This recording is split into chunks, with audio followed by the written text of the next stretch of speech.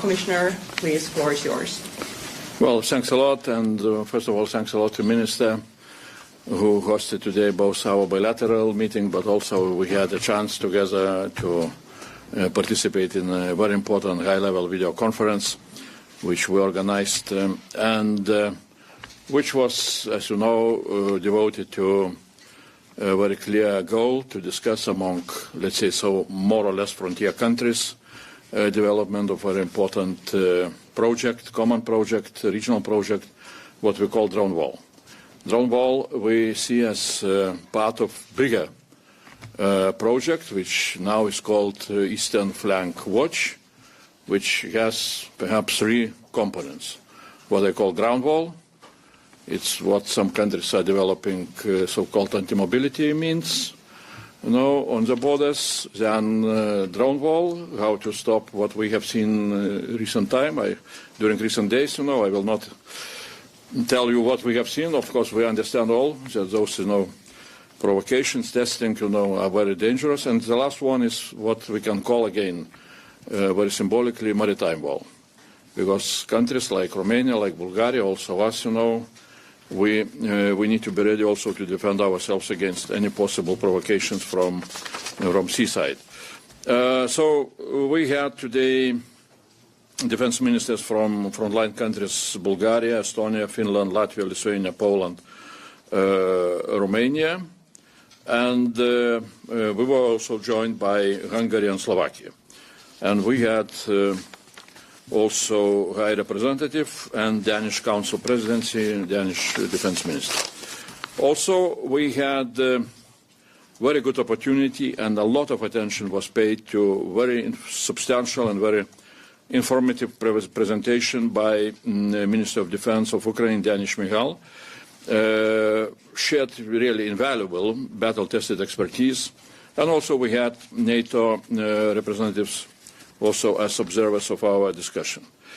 As I said, that really we are facing clear challenges. Russia is testing the EU and NATO, and our response must be firm, united, and immediate. And at today's meeting, we agreed to move from, let's say, discussions to concrete actions, and we agreed on most important points that Eastern Flank Watch, with the drone wall at its core and as some kind of priority for the moment, will serve all the Europe. And together with frontline partners and the invaluable experience of Ukraine, we reach a shared understanding of its design.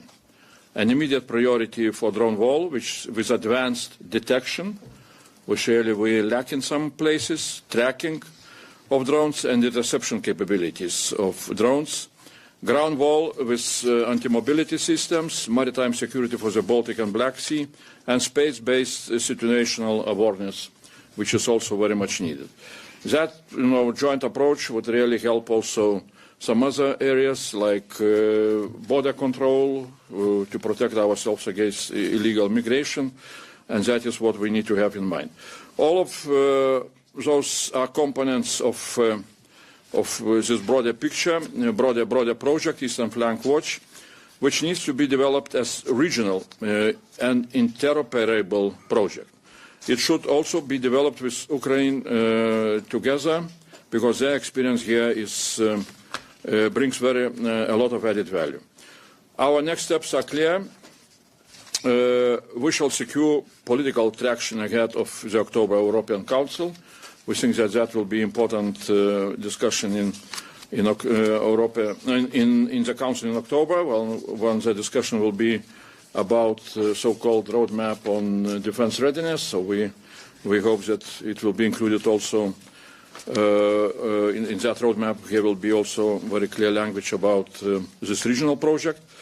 We will try to define in the nearest future, working all together, what I could call detailed, conceptual and technical roadmap, working with national experts. And of course we shall work together with European defense industry.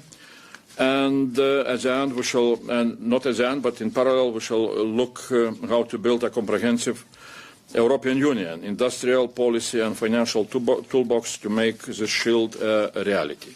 So meeting was really very important. Again, I thank very much all the participants, but especially Minister Antti, since we did hear from Helsinki exactly that job.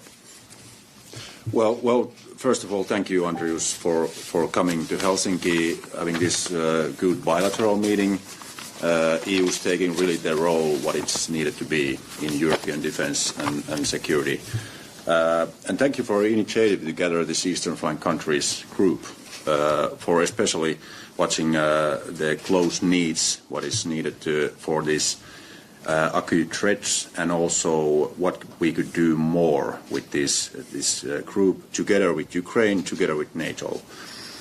These initiatives are a priority for Finland. As in other defence capability areas, we need both immediate efforts and long-term development of our capabilities. Recent incidents show that there is a need to analyze jointly our concrete next steps. Today was a valuable starting point to achieve concrete results, as we explored possible avenues for cooperation. As we look into next steps on these initiatives, it is clear that there should be a broad range of capabilities. Detection, counter-drone, and command and control capabilities are all important. There must be a comprehensive approach towards these drone threats. Secondly, we discussed how to build Europe's defence and the work we have ahead of us this fall. We support concrete plan for ramping up Europe's defence. We need results quite fast. This work should be coordinated closely with NATO, and we are on the right track with that cooperation now. We need to step up as Europeans to take more responsibility on our own defence. Member States need to turn their defence budget commitments into concrete capabilities quite fast. The NATO Hague Summit was a major step in this regard, but now we need clear and concrete implementation. I would underline also that the importance of meeting our joint targets across the whole Union. For this, there should be a clear process for the defence ministers to guide the work also. Thank you, Commissioner. Thank you, Minister of Defence. And now we have time for questions. Please introduce yourself and your media. And first question here. Yleisradio, Finnish Broadcasting Corporation, to start with, about the technology, could you elaborate what type of capabilities are mostly needed? Are we talking about lightweight equipment? It seems a bit pricey way to shoot down drones with fighter planes. Well, thanks a lot for a very good question. And definitely when we are comparing how Ukrainians are fighting against drone intrusions, and what capabilities we have, we can very clearly say that we need to, to develop additional capabilities which we perhaps at the moment lack. And first of all, I would call detection capabilities, because our systems till now perhaps are good to detect air fighters, to detect missiles, but when small drones are coming very low, we need to have radars, we need to have acoustic sensors, whatever, all the different technological equipment, which again, Ukraine has good experience what really is working in the most effective way. There are things which we can which are produced by different producers, both in Europe but also outside of Europe. And I think that this capability should be our first priority, really to establish network of detectors. All the different experts know what kind of detectors we need, where they need to be placed, and of course we need also that those detectors should be, and our systems of surveillance should be integrated, that we could see what is coming maybe in our neighboring countries of this frontier countries. So, but detection is crucial. Second, definitely we need to look into effective means how to destroy radars if they are entering our airspace. And here are several things. Of course, first of all, electronic warfare means, what the Ukrainians are using very much, how to jam those drones which are coming into our airspace. There are, again, capabilities which we need simply to acquire, to procure, and to start to employ them. Second, what now we can see in battlefields of Ukraine, drone interceptors now are becoming very, very effective. Those capabilities are also growing very rapidly, and we need to look also how we can build those capacities in our defense lines. And the last point at the moment is what we can call, traditional classical artillery, Zenit artillery, whatever, machine guns, on mobile groups, which, again, Ukrainians are using them in a very effective way, and that's what we can use. Next, of course, the countries which have some kind of capabilities on air, helicopters or air fighters, they can be used, but again, the question is the price of, if you are using air and air missile from your air fighter to shoot the drone, then you are using maybe a missile which costs 1 million to kill the drone which costs 10,000. That's what of course needs to be always decided on spot. The last point is we need to be also very much looking into the future, because we can hear publicly announcements that some countries and some industries are starting to find totally new instruments, like, for example, lasers, to fight against drones. So if that technology will come, definitely we need also to be ready to use. Well, just shortly, there's a lot of equipment in the market now, so we just have to kind of assess what kind of equipment we are doing, and are we doing some joint procurements. And of course, like I said, it's a comprehensive system. It's a multi-layered air defense system where you have to kind of at the same time take care of ballistic missiles, cruise missiles, and countering drones. You need sensors, radars, and command and control structures. So it's not an easy only one component, and every country has kind of a little bit different system. For example, Finland has a really different system compared to some other countries. So that's why we have also our kind of own proposals in this project. How much can we use Ukrainian know-how? Of course, they are key players here. They have the best knowledge in Europe. Bloomberg and then Reuters. Kirsi Heikkilä from Bloomberg News. Commissioner, you said that we will build a comprehensive EU financial toolbox to make this shield a reality. Could you tell us more about that? Will there be a specific funding for the drone wall or for this new system you have discussed? Well, it will need to be decided by leaders of the countries, by UCO, At the moment, we perhaps need to look how to use those instruments which are available, like safe loans. That demand quite, rapid agreement on if we are looking for some kind of joint procurement. So we need to do that very quickly, because end of November is the last date when member states need to present their investment plans or joint investment plans. So that is one possibility. Next, what we need also to see, and we were talking about that, so-called EDIP program, European Defence Industry Program, regulation on that is coming. The last stages, I hope that concluding stages of trial of negotiations are going on. Perhaps at the beginning of October, we hope that we shall finish then. EDIP really is bringing, first of all, new industrial policy instruments, like so-called European Defence Projects of Common Interest, DPCI, which would really allows, some kind of such regional projects to become really a project of common European interest, and that creates, some new possibilities. And also, very important is in EDIP also totally new legal idea, legal proposal, so-called SIAP, which difficult to even to remember all the words in structure of European armament program. SIAP, yeah, that's But it allows to create again some kind of legal basis for member states who want to join into some kind of regional project, collective project. And that legal basis then allows, to have some very important benefits. For example, to have much more effective procurement system.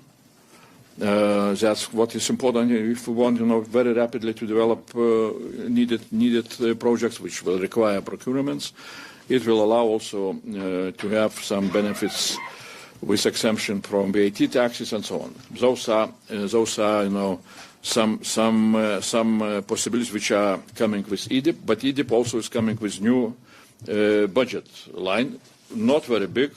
At the moment, 1.5 billion. We're still negotiating, and the Parliament, European Parliament, is very strong, demand to have more financial resources in this program. We shall see how it will go. But definitely in UCO, I think that also the questions can be raised about possibility to find some kind of new financial instruments, but that should be decided at that level. Yeah. Well, nothing to add. Okay. Then Reuters and there. Thank you. Anna Goldman from Reuters News.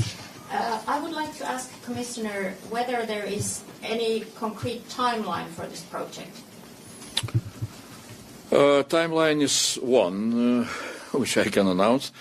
We agreed that ministers will delegate what we call Sherpas for this project, and we want to have very soon meeting really of Sherpas where we will start to develop more concrete roadmap on all the development of the project.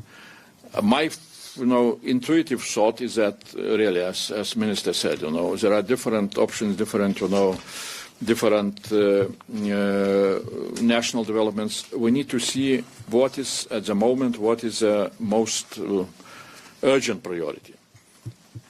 Since again, that can be a little bit different from different countries, but what I see, for example, Baltic states, Poland, and especially those provocations with the drones, recent ones, I see as a priority really, first of all, to have effective detection system. Effective detection system, because that, from my point of view, is lacking at the moment. And if we shall not see, who is flying in, then definitely, everything else will not be working. Some experts are saying that substantial part of the whole project of drone wall can be developed during 1 year period. I am not sure if that's very precise. We shall work with our experts to look into what is really needed and how quickly we can do, especially learning again from Ukraine and learning not only about technologies but what is very important in my view, what Ukrainians are bringing. What sometimes we are forgetting is the whole ecosystem around. Because what Ukrainians have, really, it's a very unique interconnection in between of producers of systems like drones or anti-drones, operators, frontline data, engineers, innovators, digital guys who are, making very, very, effective statistics, and from that you can make, conclusions. Is your equipment working or not? Because Russians are also good in developing new systems, and then they can jam your drones, and so on and so on. So this ecosystem, which would allow you to be permanently able to innovate and to be ready to defend yourself against whatever is coming.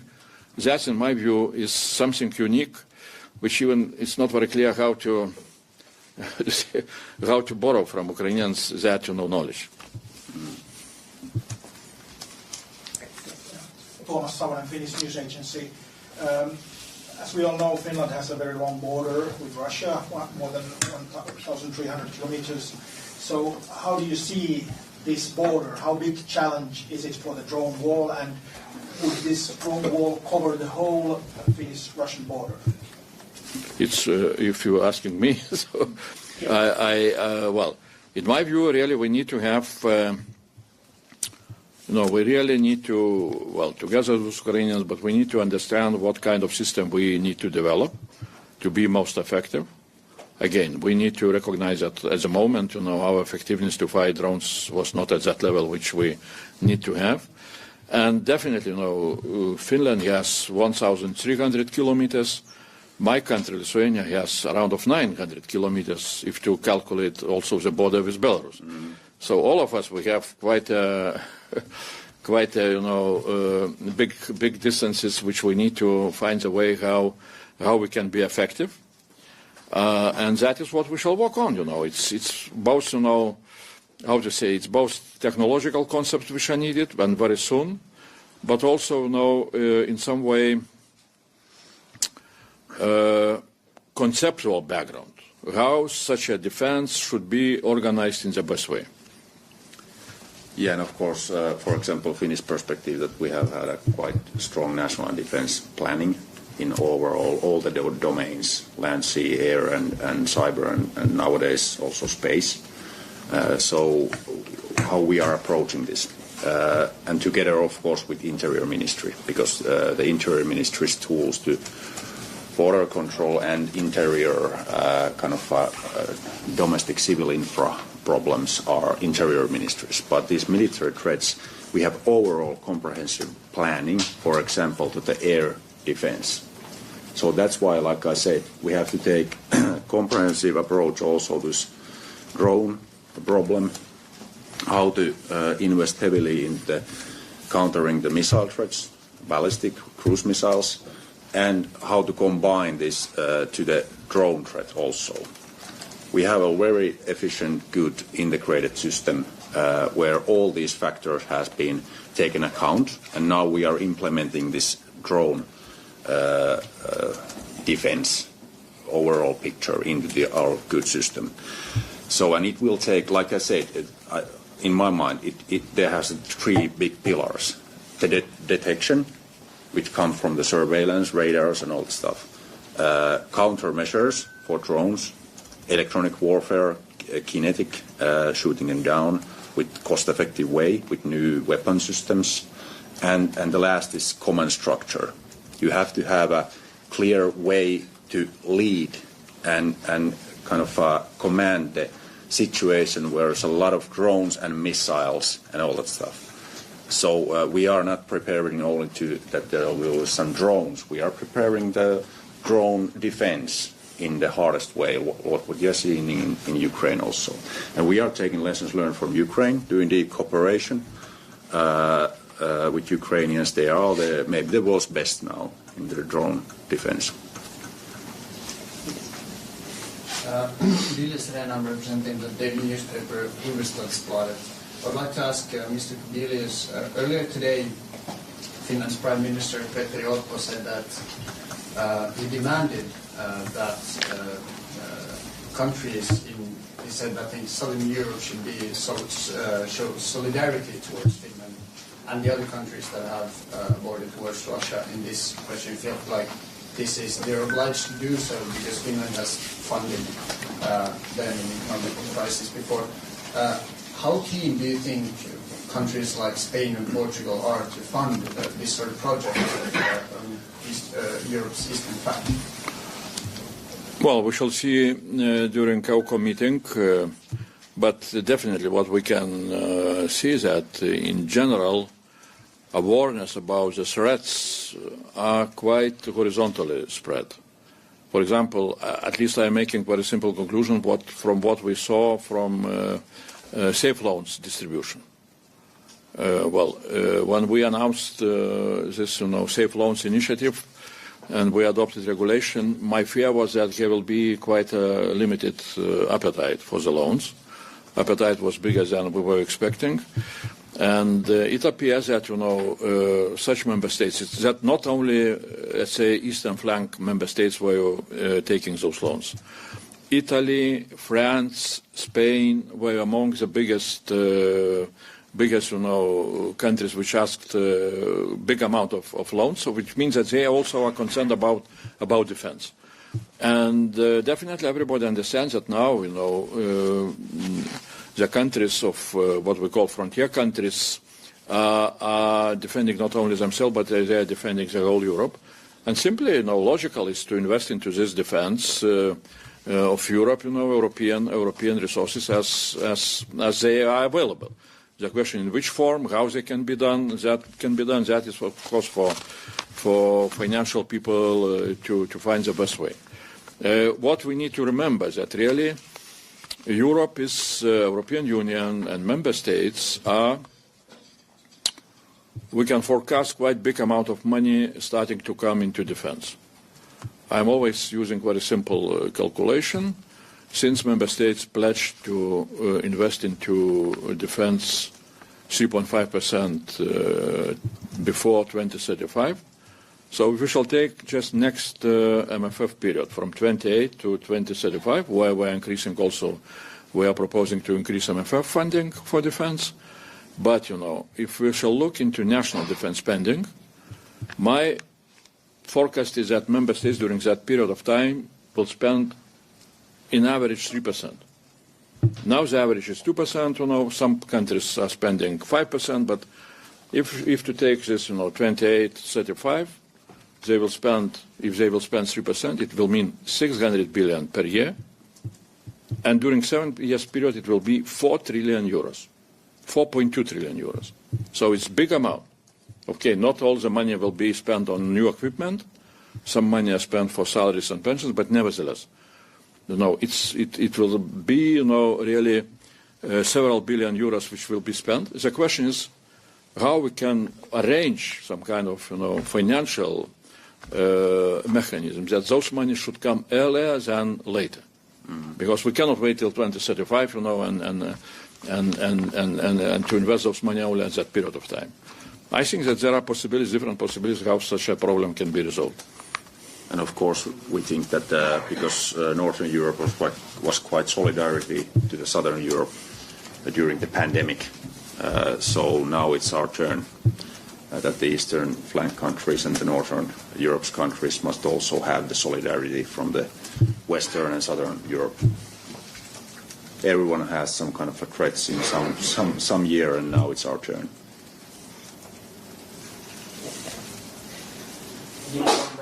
From Iltalehti. Defense Minister Häkkänen, Prime Minister Orpo hoped that the drone wall would be ready sooner than a year. What is Finland's drone countering capability at the moment? Let's say that Russia sends 70 drones. Will we be able to defend ourselves against them? And what are Finland's biggest needs when it comes to countering drones?